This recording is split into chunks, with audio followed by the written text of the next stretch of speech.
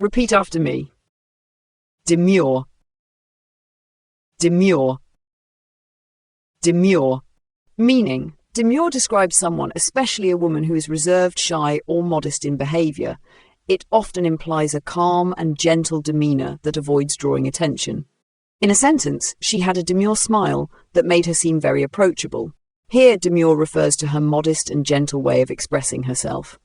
Let's try another example.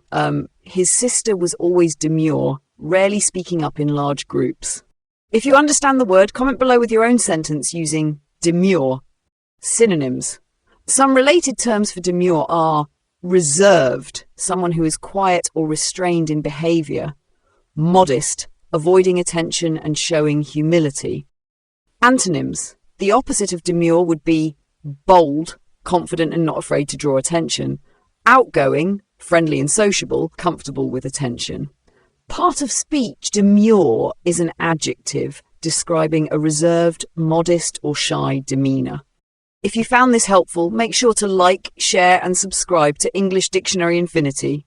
Don't forget to hit the notification bell for more words and pronunciation tips. See you next time.